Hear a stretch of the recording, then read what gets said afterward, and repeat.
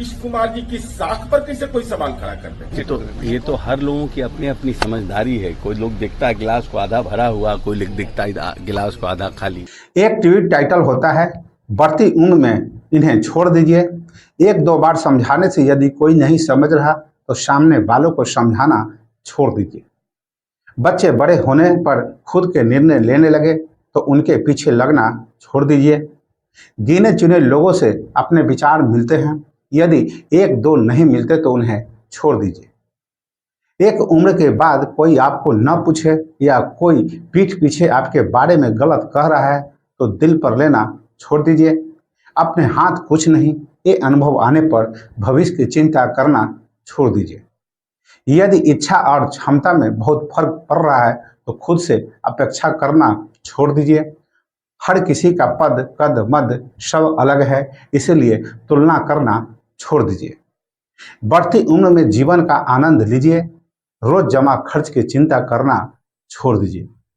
उम्मीदें होगी तो सदमे भी बहुत होंगे। यदि सुकून से रहना है तो उम्मीदें करना छोड़ दीजिए। ये कहना है बिहार के ग्रामीण कार्य विभाग के मंत्री अशोक चौधरी का। अपने विवादित बयानों के कारण फिर से चर्चा में है। उन्होंने एक ट्वीट पर मुख्यमंत्री नीतीश कुमार ने उन्हें अपने आवास पर तलब किया है। जनता दल सूत्रों की माने तो अशोक चौधरी का ये ट्वीट उनके लिए परेशानी का सबक बन गया है। तो सबसे पहले नमस्कार, आप देख रहे हैं न्यूज इरा और मैं आपके साथ विपिन। बिहार के ग्रामीण कार्य विभाग के मंत्री अशोक चौधरी फिर विवादों में एक बार घिर गए हैं। इस बार मामला उनके एक ट्वीट का है, जिसकी वजह से मुख्यमंत्री नीतीश कुमार ने उन्हें अपने आवास पर तलब किया है। अशोक चौधरी अपने बेबाक बयानों के लिए जाने जाते हैं और अक्सर विवादों में रहते हैं। हालांकि हाल के दिनों में मुख्यमंत्री नीतीश कुमार और अशोक चौधरी के बीच नजदीकियां बढ़ी हुई देखी गई है, लेकिन सूत्रों का कहना है कि इस बार अशोक चौधरी ने अपने ट्वीट से खुद ही मुश्किल खड़ी कर ली है। यह दीगर की कई बार आम कार्यक्रम में राज्य के मुख्यमंत्री नीतीश कुमार और ग्रामीण कार्य मंत्री अशोक चौधरी की दिख रही नजदीकियां उनकी आक्रामकता के कारण बनते जा रहे हैं। मगर जनता दल के सूत्रों की माने तो इस बार मंत्री अशोक चौधरी ट्वीट के जरिए सार्वजनिक हुआ। बिगड़े बोल की फांस खुद उन्होंने अपने गले में डाल ली। इस बार हंगामा का कारण बना अशोक चौधरी की एक कविता के जरिए उन्होंने बिंबों से ज्ञान बघारने की कोशिश की, मगर पार्टी में उनसे नाराज लोगों को इस ट्वीट से खेलने का मौका दे दिया। अब चर्चा यह है कि अशोक चौधरी की कविता में बढ़ती उम्र का प्रयोग बिहार के मुख्यमंत्री नीतीश कुमार के लिए किया गया है। अब इस ट्रैक पर पार्टी के भीतर ही अशोक चौधरी के विरुद्ध कई नेता सक्रिय हो गए। इन सबके बीच अशोक चौधरी ने मुख्यमंत्री आवास में नीतीश कुमार से मुलाकात की। तस्वीर में दोनों की केमिस्ट्री ठीक दिख रही है। मुलाकात के बाद अशोक चौधरी ने नीतीश कुमार के साथ 2 फोटो ट्वीट किया। साथ में लिखा कि कुछ तो लोग कहेंगे, लोगों का काम है कहना, तो सुनी सुनाई बातों पर ध्यान देना छोड़ दीजिए। इससे पहले जून 2024 में पटना में एक कार्यक्रम में पहुंचे नीतीश कुमार ने वहां उप मुख्यमंत्री विजय सिन्हा और मंत्री अशोक चौधरी का सिर आपस में टकरा दिया था। हालांकि ये सब कुछ मजाक में किया गया था। उससे भी पहले सितंबर 2023 में नीतीश कुमार ने अचानक अपने मंत्री अशोक चौधरी की गर्दन पकड़ ली और पास में खड़े ही एक टीका लगाए पत्रकार के माथे से उनका सर टकरा दिया था।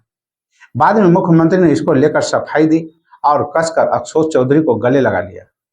छोड़ दीजिए, कविता लिखने के बाद अशोक चौधरी को नीतीश कुमार ने मुख्यमंत्री आवास तलब किया तो वहां पर भी फोटो में अशोक चौधरी के दोनों कंधों पर नीतीश कुमार का हाथ रखे हुए दिख रहे हैं। पहले से ही खटपट की राह पर चल रहे एमएलसी नीरज कुमार ने कहा कि नीतीश कुमार पर कोई सवाल खड़ा नहीं कर सकता। जनता दल जिस ऊंचाई पर है वो उन्हीं नीतीश कुमार की देन है। जो भी नीतीश कुमार पर निशाना साधा है उसे सीधा जवाब मिलेगा। एक नीतीश कुमार सब पर भारी। अभी 31 अगस्त को मंत्री अशोक चौधरी ने भूमिहारों पर नकारात्मक टिप्पणी से चर्चा में आए थे। तब उन्होंने कहा था कि भूमिहारों को मैं अच्छा से जानता हूं। जब लोकसभा चुनाव हुआ तो जहानाबाद में इस जाति के लोग मुख्यमंत्री नीतीश कुमार का साथ छोड़कर भाग गए। तब जनता दल के मुख्य प्रवक्ता और विधान पार्षद नीरज कुमार ने अशोक चौधरी के खिलाफ जमकर प्रहार किया था। उन्होंने कहा कि जनता दल के निर्माण में अशोक चौधरी की कोई भूमिका नहीं है। आप लोकसभा चुनाव में कटिहार संसदीय क्षेत्र के प्रभारी थे, वहां कितने दिन चुनाव प्रचार में शामिल हुए? जनता दल वहां से भी चुनाव हार गई। अशोक चौधरी का बयान पार्टी और नीतीश कुमार के नीति के विपरीत बयान दिया है। जनता दल में टिकट के लिए परिवार को प्राथमिकता नहीं मिलती, कोई किसी को टिकट नहीं दिला सकता। टिकट मुख्यमंत्री नीतीश कुमार तय करते हैं। कोई उपचुनाव प्रभावित करना चाहेगा तो हम लोग ये होने नहीं देंगे। जब जनता दल के राष्ट्रीय अध्यक्ष ललन सिंह थे तब मंत्री अशोक चौधरी उनसे भी लड़ गए। सूत्रों का कहना है कि जनता दल के राष्ट्रीय अध्यक्ष के पास एक विधायक ने मंत्री अशोक चौधरी के खिलाफ शिकायत लेकर गए थे। इस पर ललन सिंह ने अशोक चौधरी से पूछा कि आप जमुई या बड़बिघा किसके पूछकर जाते हैं। इस पर मंत्री अशोक चौधरी ने कहा कि आप कौन हैं। इसके बाद दोनों नेताओं के बीच बहस हो गई। बैठक के बाद ललन सिंह ने अशोक चौधरी को कहा कि वो जमुई और बड़बिघा की राजनीति में बार बार दखल न दें, वो मुख्यमंत्री नीतीश कुमार को बताकर और पूछ कर जाते हैं। इसके बाद ललन सिंह और अशोक चौधरी के बीच बहस और तीखी होने लगी। दरअसल जनता दल में नंबर 2 का गेम पुराना है। जब आरसीपी से थे तो ललन सिंह की नाराजगी आती थी, उपेंद्र कुशवाहा आए तो आरसीपी और ललन सिंह अपना राग था। अब संजय झा कार्यकारी अध्यक्ष बने हैं तो अशोक चौधरी के बिगड़े बोल सामने आने लगे हैं। राजनीतिक गलियारों की माने तो राज्य के मुख्यमंत्री नीतीश कुमार की राजनीति का चरित्र रहा है कि वो तो हमेशा पार्टी के भीतर 2 पोल बनाकर रखते हैं। तो बस अभी के लिए इतना ही। आपने अभी तक मेरा चैनल को सब्सक्राइब और फॉलो नहीं किए हैं तो अवश्य कर ले और अपना महत्वपूर्ण सुझाव कमेंट बॉक्स में देना न भूले। नमस्कार।